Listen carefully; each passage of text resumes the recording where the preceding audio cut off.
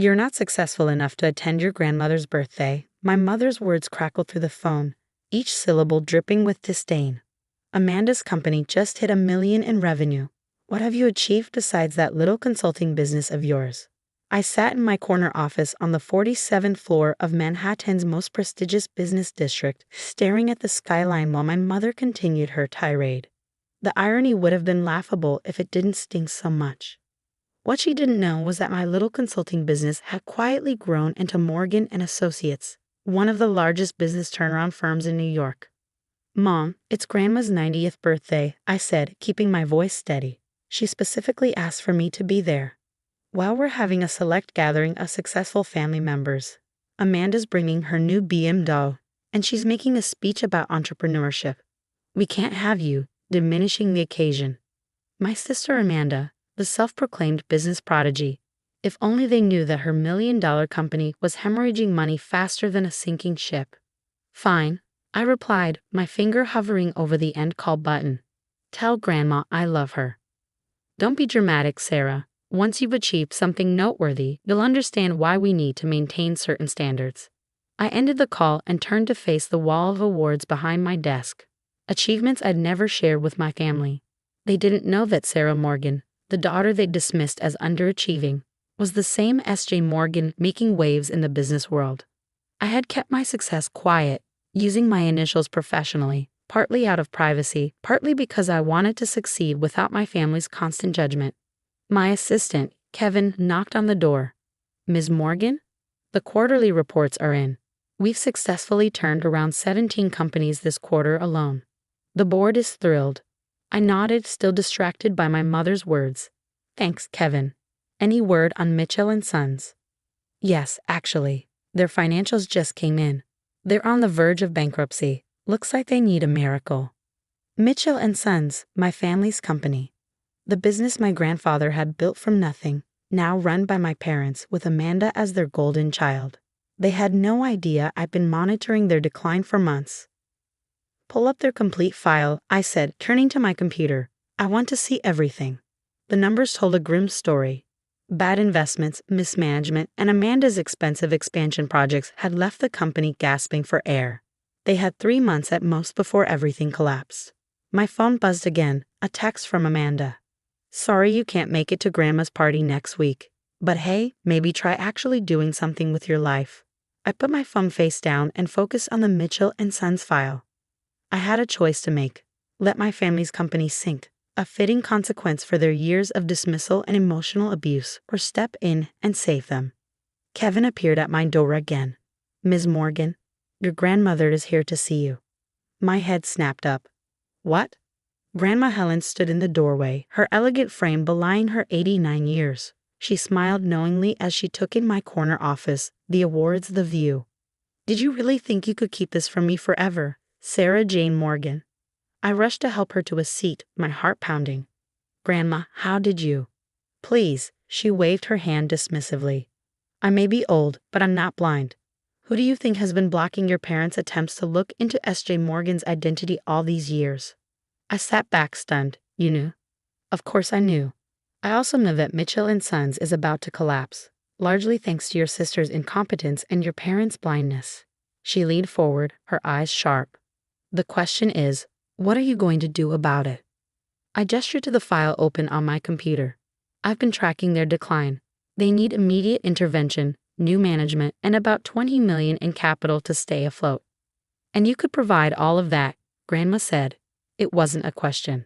"I could," I admitted. "But why should I? They're having a birthday party for you next week that I'm not successful enough to attend." Grandma's face darkened.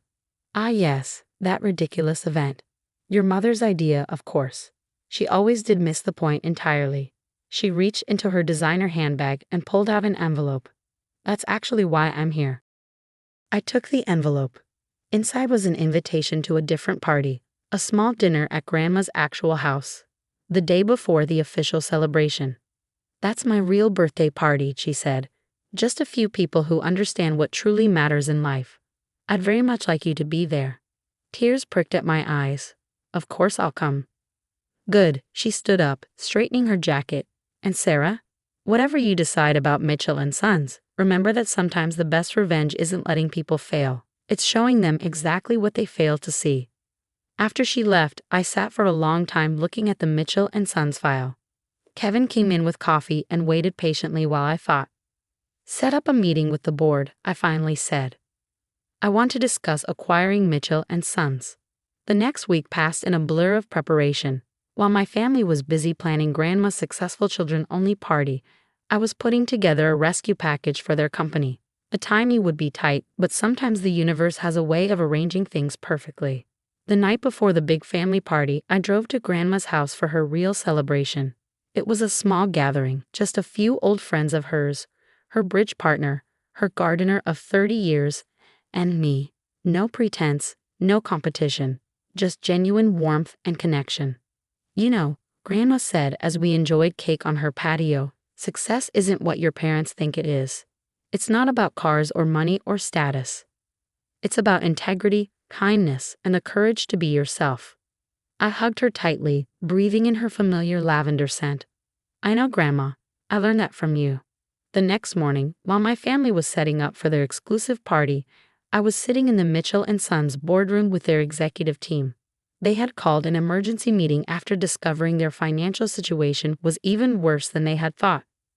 We need a buyer, my father was saying, his face ashen. Someone who can inject capital immediately. Amanda, dressed in an expensive but inappropriate cocktail dress, was uncharacteristically quiet. Her $1 million company facade was cracking under the weight of reality. Actually, their CFO said, "We've received an offer from Morgan and Associates." My mother's head snapped up. S.J. Morgan, the turnaround specialist? Yes, the CFO continued. They're offering to buy a controlling interest, inject $25 million in capital, and keep on existing staff pending review. It's more than generous given our situation. When do we meet with them? My father asked. The CFO checked his watch. Their CEO should be here any minute. Right on cue, Kevin opened the boardroom door. Ms. Morgan, to see you. I walked in, dressed in my best power suit, and watched as recognition dawned on their faces. Amanda's mouth fell open. My mother gripped the edge of the table. My father stood up so quickly his chair rolled backward. Sarah, he whispered. Good morning, I said calmly, taking my seat at the head of the table. Shall we discuss the terms of your company's salvation? The silence in the room was deafening. I opened my briefcase, pulled out the acquisition papers, and slid them across the table. As you can see, the offer is more than fair. We'll maintain the Mitchell name, restructure the debt, and implement a recovery plan immediately. Of course, there will need to be changes in management. Amanda found her voice first. You can't do this. You're just Sarah. I turned to her, my expression neutral.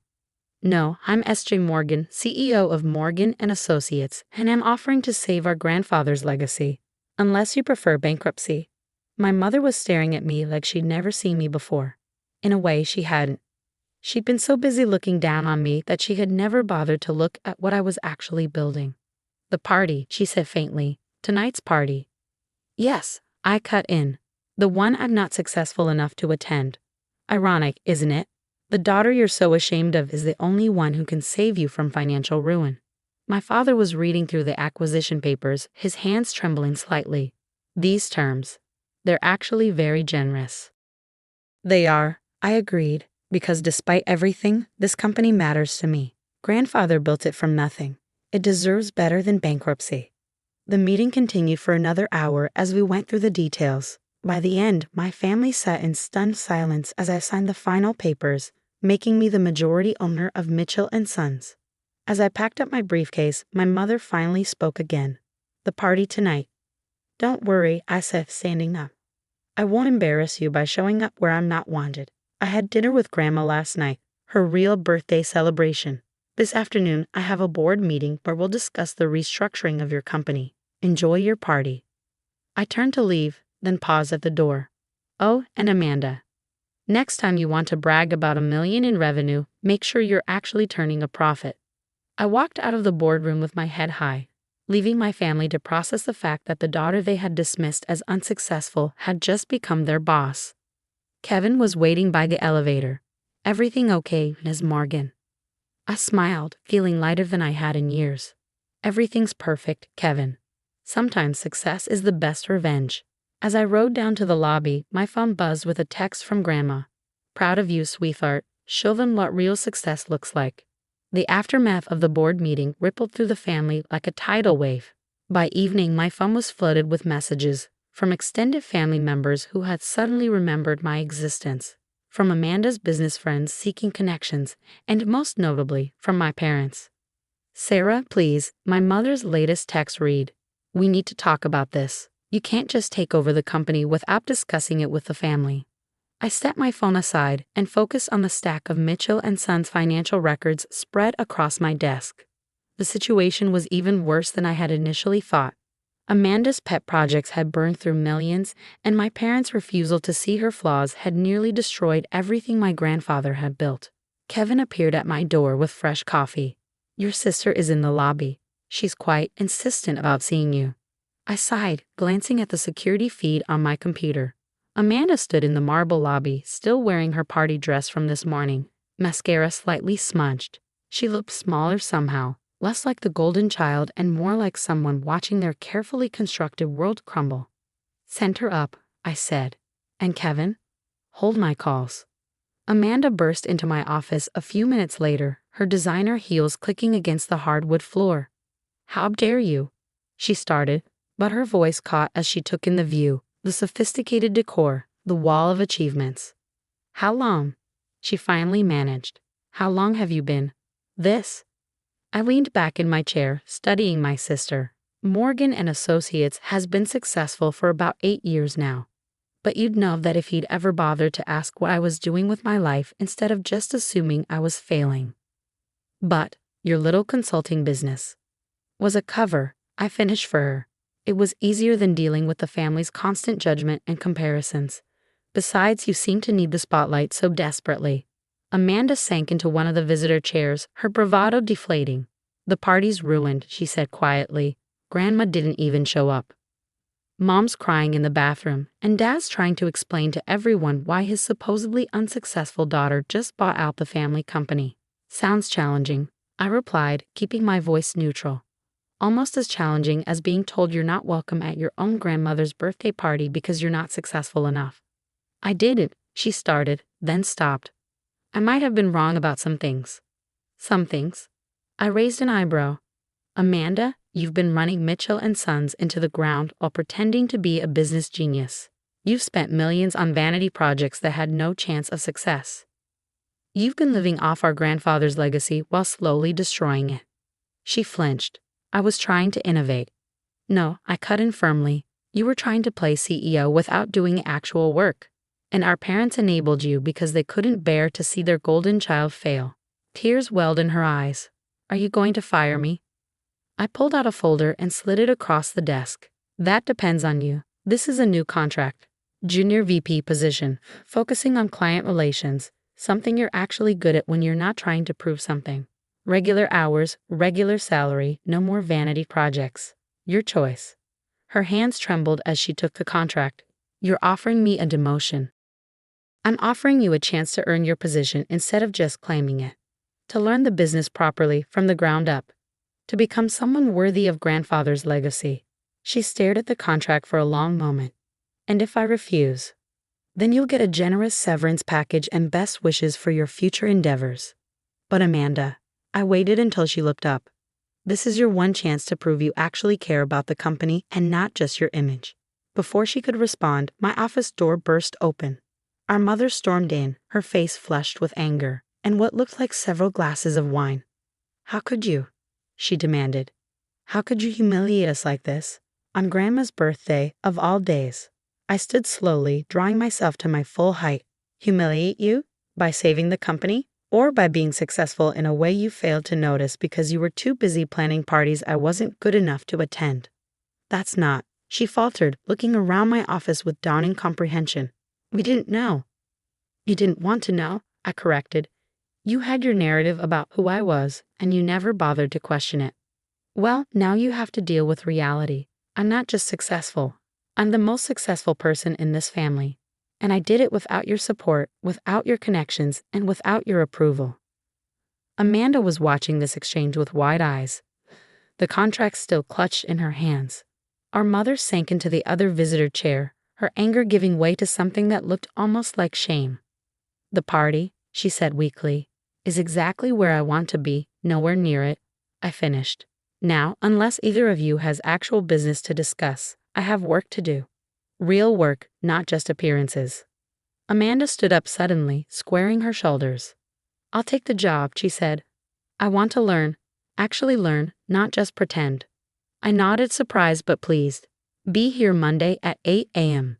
Wear something professional, not just expensive. And Amanda," I waited until she met my eyes, "don't make me regret giving you this chance." She nodded, clutching the contract like a lifeline. Our mother watched this exchange with a mix of confusion and disbelief, her worldview visibly shifting. After they left, I sat in a growing darkness of my office, looking out at the city lights. My phone buzzed with a text from Grandma. "Dinner tomorrow. I want to hear all about your day. Bring pictures of their faces if you have them." I smiled, feeling the tension start to ease from my shoulders.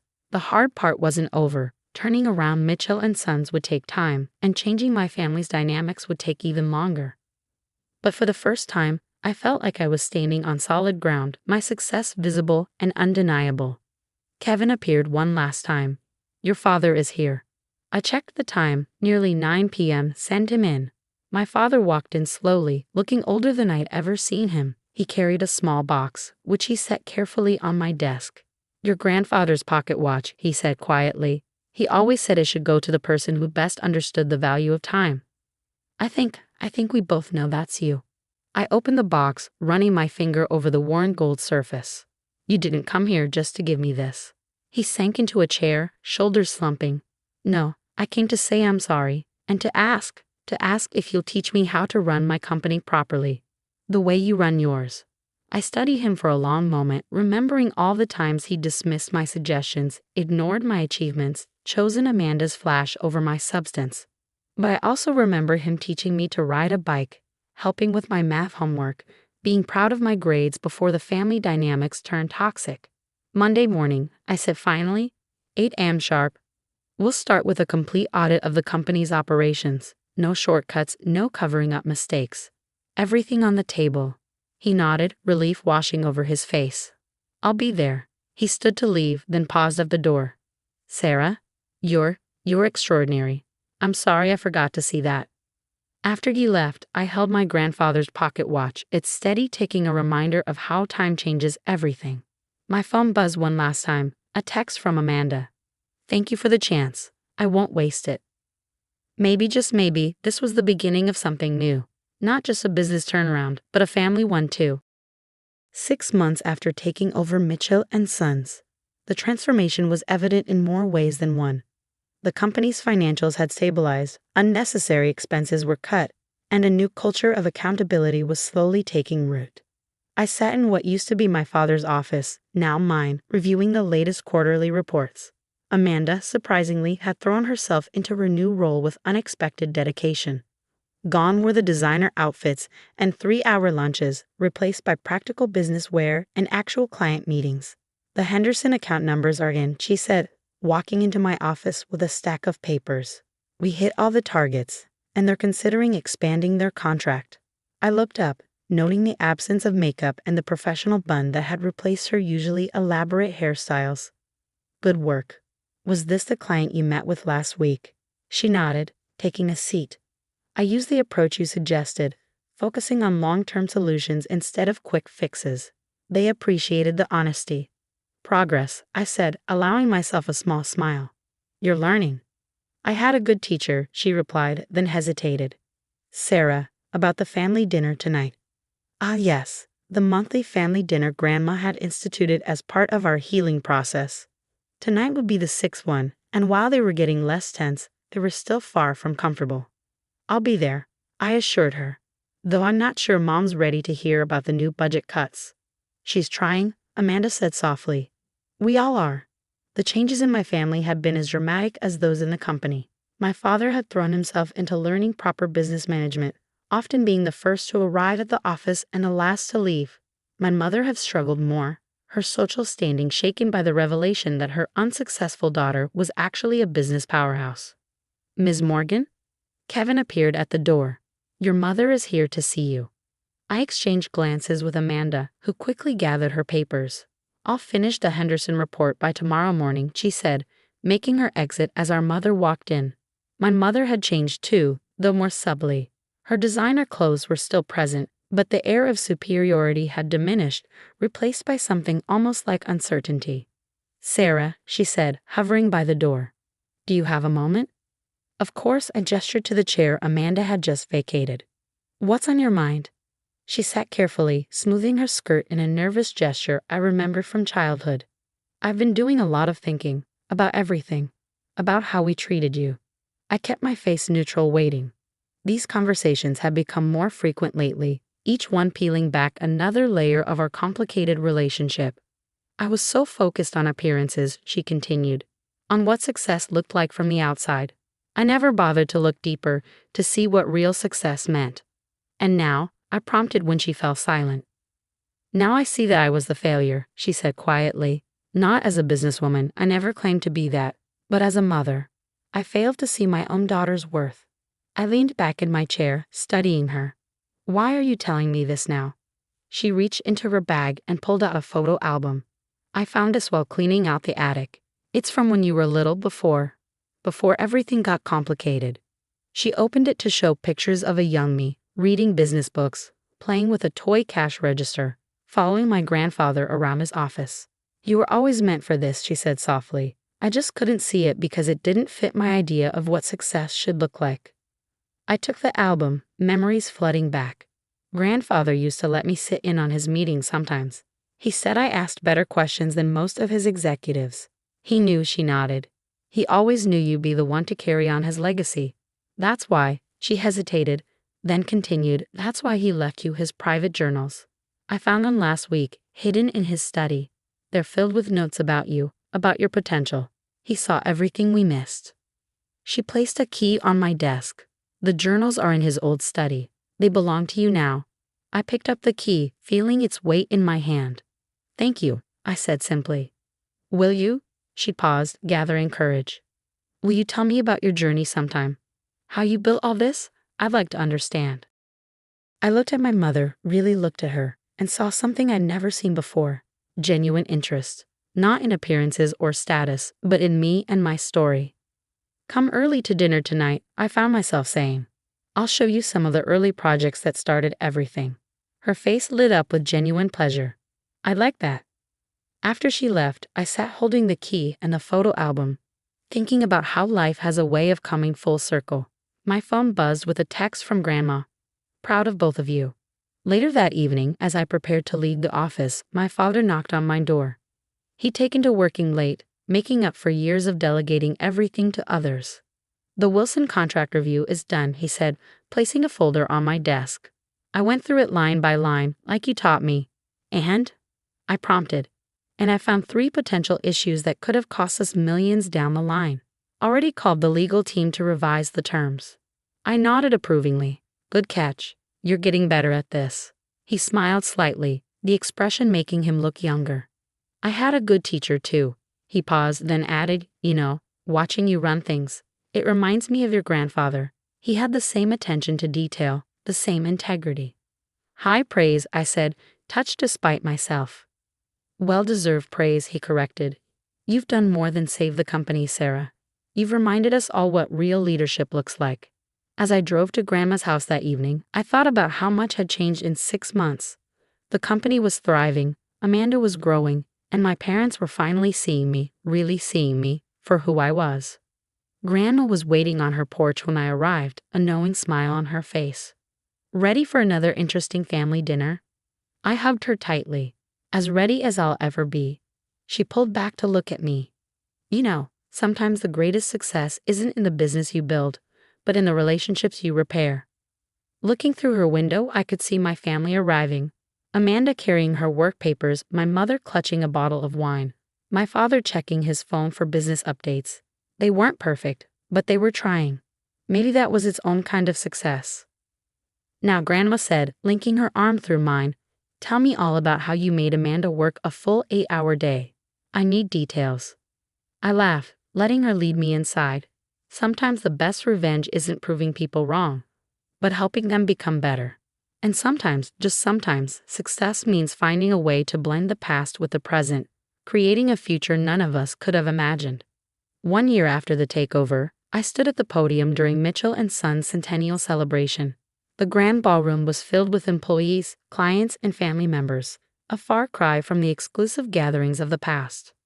100 years ago, my grandfather started this company with nothing but determination and a pocket watch. I pulled out the watch, now restored to perfect working condition. He believed that success wasn't measured in dollars or status, but in the lives we touch and the legacy we build. From my position, I could see my family in the front row. Amanda, now our highly effective VP of Client Relations, was taking notes, a habit she developed over the past year. My father, looking relaxed in his role as senior advisor, sat with his arm around my mother, who had finally found her place in the company by organizing our charitable foundation. This past year has taught us all valuable lessons, I continued. About business, yes, but more importantly, about family. About how success comes in many forms and how sometimes our greatest achievements aren't the ones that show up on balance sheets. The company had more than recovered. Our profits had doubled, employee satisfaction was at an all-time high, and we even expanded into new markets. But the real transformation had happened within our family. After my speech during a reception, Amanda approached me with a small gift box. "I've been waiting for the right moment to give you this," she said, uncharacteristically nervous. Inside was a framed photo, one I'd never seen before. It showed a teenage me helping a young Amanda with her homework, both of us laughing about something long forgotten. "I found it while cleaning out my old room," she explained. "It reminded me that before all the competition and jealousy, you were just my big sister who always helped me when I needed it, even when I didn't deserve it." I touched the photo gently. "We've come a long way." "We have," she agreed. "And I want you to know, I'm grateful. Not just for the second chance at the company, but for showing me what real success looks like. For being the sister I should have appreciated all along." Before I could respond, my parents joined us. My father beamed with pride, not just at Amanda this time, but at both of us. "Your grandfather would be so proud," he said, his voice thick with emotion. "Not just of the company's success, but of how you've brought this family back together." My mother, who had spent the past year redefining her role in both the family and the company, added, "We all had to learn what really matters. Sometimes it takes losing your way to find the right path." Grandma Helen, now 91 and still sharp as ever, made her way to our group. "Well," she said, eyes twinkling, "this is quite different from my birthday party last year, isn't it?" We all laughed, the memory of that disastrous day now more amusing than painful. Amazing how time could transform even our worst moments into stepping stones towards something better. "Sarah," Grandma said, taking my hand, "your grandfather used to say that a business is only as strong as the family behind it. You've proven that by strengthening both." Later that evening, after most guests had left, I found myself back in my office, formerly my grandfather's, then my father's, and now mine. The view of the city lights reminded me of that day a year ago when I'd sat in my other office, deciding whether to save the family company. Kevin, still my faithful assistant, appeared at the door. "Ms. Morgan, everything's wrapped up downstairs, but there's something you should see first." He led me to the old conference room, where my family was gathered around the table. On it sat my grandfather's journals, the ones my mother had found months ago. "We've been reading them," my father explained. All his hopes for the company, his observations about all of us. He saw everything so clearly. Amanda picked up one journal and opened it to a marked page. "Listen to this. Watched little Sarah today, explaining compound interest to her dolls. She has her grandmother's business sense and her mother's determination. Someday she'll be exactly what this company needs. Someone who understands that true success isn't about being seen, but about seeing clearly." I felt tears prick at my eyes as Amanda continued reading. "She's different from the others. She doesn't want glory or recognition. She wants to build something meaningful. When the time comes, she'll know what to do." "He knew," my mother said softly. "All those years ago, he knew you would be the one to save us from ourselves." Grandma smiled, pulling out one final journal. "He wrote this just before he passed," she said, opening to the last page. To whoever reads this, success isn't measured in dollars or accolades. It's measured in wisdom, in kindness, in the ability to lift others up instead of pushing them down. Sarah understands this. Watch her. Learn from her. She'll show you what real success looks like. I looked around the table at my family, no longer divided by competition and resentment, but united in understanding what truly matters. The company wasn't just surviving, it was thriving. But more importantly, so were we. To grandfather, I said, raising my water glass, who taught us that the greatest success story isn't about making money. It's about making things right, my family finished in unison. As we sat there together, I realized that success isn't just about proving people wrong. Sometimes it's about helping them become right, about turning pain into purpose, rivalry into cooperation, and broken relationships into stronger ones. The pocket watch ticked steadily in my pocket, marking not just time but progress. We'd all grown, not just in business acumen, but in understanding, empathy, and wisdom. Maybe that was my grandfather's greatest legacy, teaching us that true success isn't about what you achieve, but about who you become along the way. So Grandma said, her eyes twinkling with mischief, "Shall we start planning my next birthday party? I'm thinking everyone's invited this time." We laughed together, the sound echoing through the conference room where so many important decisions had been made, but perhaps none as important as the decision to value family over pride, growth over competition, and real success over mere appearance. The city lights twinkled outside, a reminder of how far we'd come and how far we could still go. Not just as a company, but as a family. Because in the end, that's what real success looks like, not standing alone at the top, but bringing everyone up with you.